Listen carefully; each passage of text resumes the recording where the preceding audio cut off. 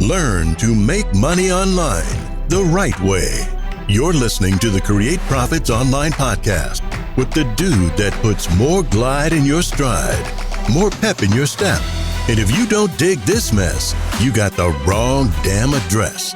From the back of the shack, getting down to the nitty-gritty in the big city, here's your host, Todd Snively. And he's looking damn pretty. Let's go. That's right. Let's go. You know, one of the things that I wanted to talk about today is this announcement that came out last week from Amazon that it would launch this new program called Buy with Prime. So before we get into what this Buy with Prime program is and some of the ramifications to some other huge platforms out there, let me tell you who this episode is not for today. For example, if you're an Amazon dropshipper or involved in retail or online arbitrage, this probably is not for you. You're welcome to stay. You're welcome to listen, ask questions, make some comments. But the fact of the matter is, this really affects sellers that use the FBA platform and potentially sellers that are using Shopify or potentially other shopping cart type services. So let's get back to exactly what Buy with Prime is.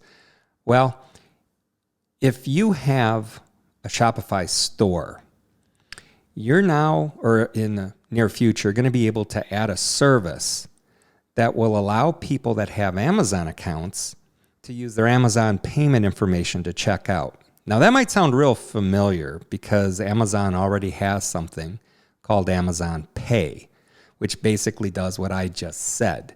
They can go to a store that offers Amazon Pay and check out using their Amazon saved payment information to pay for the product they just bought in that store that was off of Amazon, a non-Amazon store. So what's the difference? In a nutshell, this new Buy with Prime service will allow a customer to receive the same Prime benefits for that order as if they had bought it on the Amazon platform. So let's say I have a Shopify store and I'm selling shoes or pet toys or anything like that, and my inventory is stored at an Amazon FBA distribution center. If I'm part of this Buy with Prime program that's just launched, I'd be able to display that Buy with Prime button during my checkout process, and an Amazon customer would be able, or actually, I think it's actually any customer, and they don't even have to be an Amazon customer. And the more I think about it, anybody can check out with Buy with Prime and have that item delivered to them 2 days free shipping, just as if they were a Prime customer. All right, so basically, if you're the merchant, if you own the store, the Shopify store, and I keep saying Shopify, I'm going to talk about that in a second, but if you own that store, you need to have your merchandise, your inventory at an FBA warehouse. This is why I said early on, it's not for drop shippers, it's not for people doing arbitrage, because those people traditionally don't carry inventory. This is just for somebody with physical inventory, and that physical inventory or part of it is at an FBA warehouse, all right?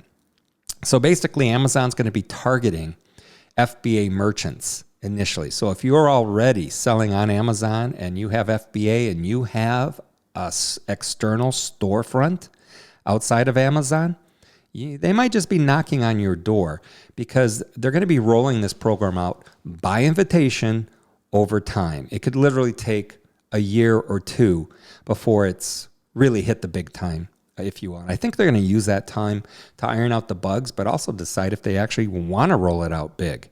Amazon is, they're innovators, right? I mean, they jump off that cliff all the time.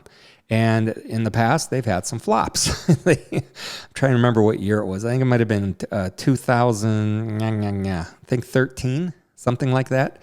They came, or maybe it was 2015. Yeah, 2015, they had something called Amazon Web Stores. And the whole idea was to compete against Shopify.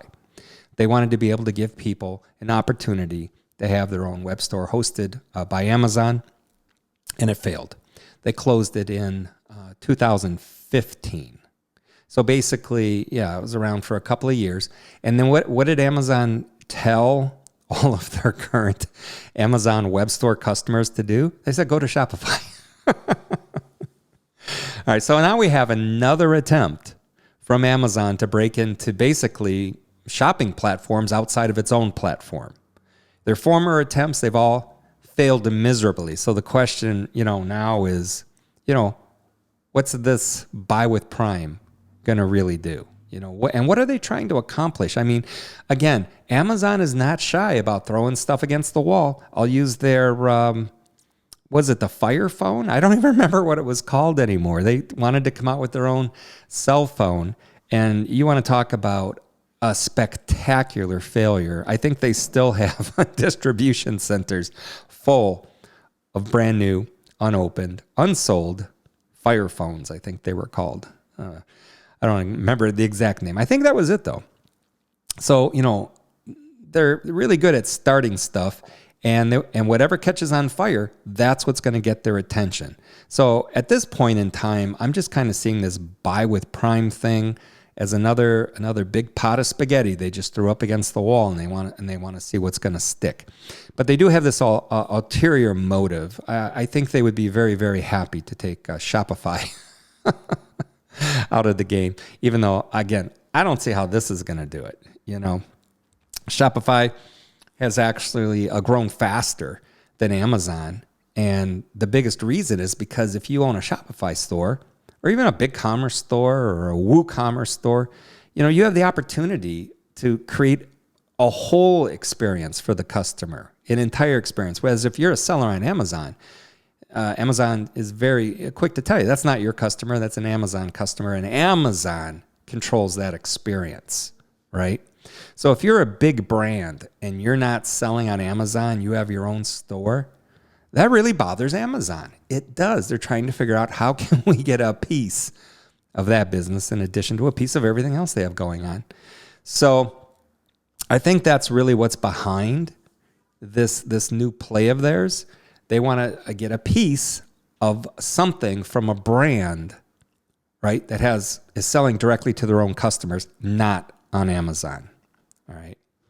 So the brands, it's a lot easier to get a brand to add a feature to their own site than to convince them to come over to Amazon altogether. There's way too many brands out there that have had nightmare experiences, especially with the Amazon vendor program, which I really think you're going to see it go away. That vendor program, in my opinion, is just dying off. Ever since Jeff Bezos went out there in his, 2017 letter to the shareholders and said third-party sellers are kicking our first-party ass, they pretty much made the decision to pull out of direct relationships with brands. They didn't want to be in the business of filling their warehouses up with inventory that they were buying and paying for and financing from these brands.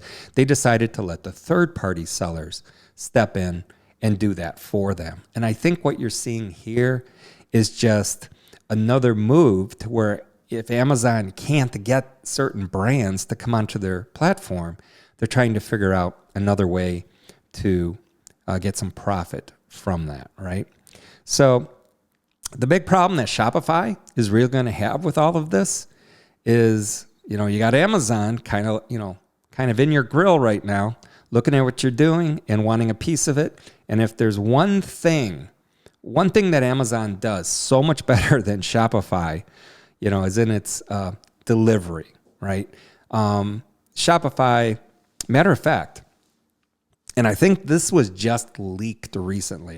So I got to put a disclaimer on this. I don't know if this is true or not, but I heard a rumor that Shopify is going to buy this company called Deliver. And I am a huge supporter and user of the company Deliver and its services. And maybe we'll talk about that a little more. But now you've got Shopify out there trying to buy basically a delivery service. They don't want to build 20 or 40 or 50 warehouses, right? So what do? They're going to try to buy a company, i.e. Deliver, that has the warehouses already around the country. I'm sure if Shopify could afford to buy Walmart, They'd prefer to do that. And we haven't even talked about Walmart yet and the impact with Walmart on this, but Walmart needs to wake up. They took a running start against Amazon, and I feel they've just kind of stalled out, and they need to do something. And matter of fact, honest to goodness, I thought it was Walmart that was going to end up buying Deliver. That made the most sense to me because Deliver is directly interfaced with Walmart. So they're already receiving Walmart orders from third-party sellers right now and fulfilling those with blazingly fast 2-day delivery. I think they have a 98% on-time 2-day delivery success rate. And a lot of that, by the way, is based on the seller having enough inventory spread around the different warehouses. But in any event, we're going down a rabbit hole there. I think we talked about this before. This isn't Amazon's, first try to get into independent websites ecosystem, if you will, because they still have this thing called Amazon Pay. I don't remember when it came out. I know they made a big push in 2013 to get it integrated into other platforms, but it really has not caught on, which is interesting to me. I think it's really a lack of consumer education. I don't think the consumer understands the benefits to using Amazon Pay on a third-party website.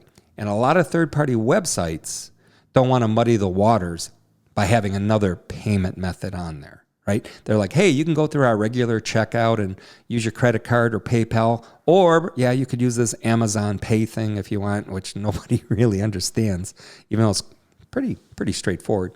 So it hasn't really caught on. Hasn't caught on at all. So now we have this new attempt now by Amazon to, again, try to break into these third-party marketplaces instead of their own platform. Okay? So now is this should Shopify really be bothered by this? And like with most things, we just don't know right now. I mean, potentially, I think Shopify could have a problem, right?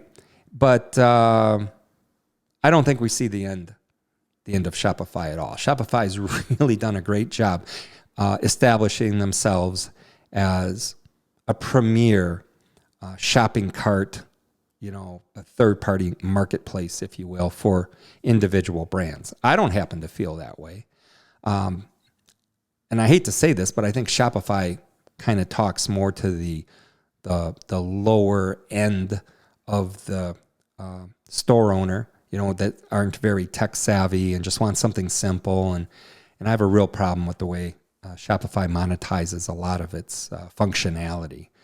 But I won't go down that road today either. We'll leave that for another episode. What I really like is WooCommerce. WooCommerce is built on WordPress.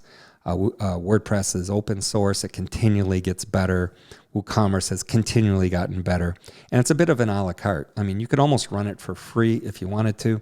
But if you do want some special bells and whistles, you just pay for the ones you want through premium plugins for WooCommerce. All right, that's another rabbit hole. Shopify, could basically come out and just tell their merchants, you can't use this buy with Prime thing, And to be honest with you, I don't think anyone would care. I mean, I have a lot of independent web stores, and I am not in a rush, to get this buy with Prime thing. I'm really not, because Deliver is already fulfilling my products in 2 days with free shipping. So Deliver's really way ahead of buy with Prime, in my opinion. We even have what are called fast tags.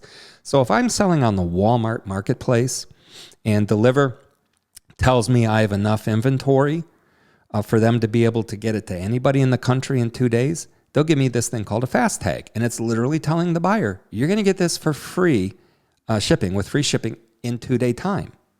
The same thing can be on my WooCommerce store. You could probably get it on a Shopify store. I know you can, matter of fact.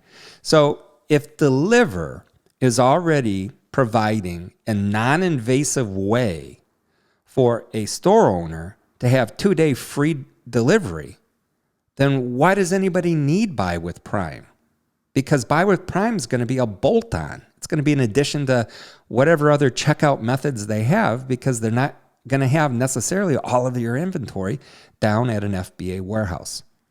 I think it's a real problem. And again, my prediction is Buy with Prime is not going to last very long at all. All right.